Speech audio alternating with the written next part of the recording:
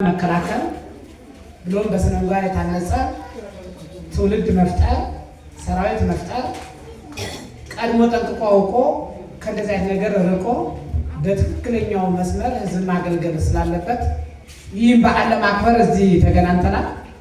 ይህን በዓል ስናከብር ዘርፈ ብዙ ምክንያት አላቸው። ምክንያት እኛ የመንግስት አካላት ነን፣ ህዝብ አገልጋዮች ነን። ስናገለግል በቅን በታማኝነት በንጽህና በእውነት ጭምር መስራት ይኖርብናል። ዋናው በዓሉን እናከብርበት ምክንያት ይህ ነው። ነገር ግን በየደረጃው በተለያየ ጊዜ ብዙ ነገሮች ይገጥሙናል።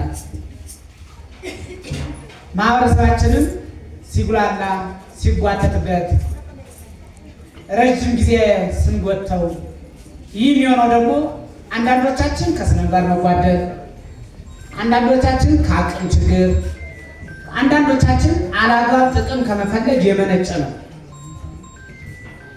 ስለዚህ ስነ ምግባር ከትንሹ ከሰው ግንኙነት ጀምሮ እስከ ተግባር መፈጸም ይገለጻል።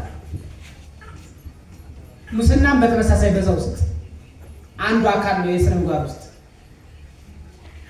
ሰው ንጹህ ነኝ እንላለን፣ ግን ትንሿን ቢያንስ ሰዓት ያልሰረቅን አንኖርም። ሰዓት በራሱ ያው አንዱ የህዝባችን ሌብነት የምንሰርቀው ነው።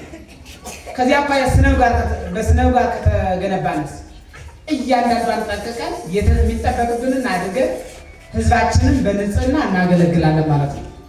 ስለዚህ ዛሬ በዚህ መድረክ መገናኘታችን ለቀጣዩ ስራችን መሳለጥና ውጤታማ መሆን በንጽህና ለማገልገልና በዲሲፕሊን ለመምራት ለመፈጸም ወሳኝ ዕድል ይሰጠናል።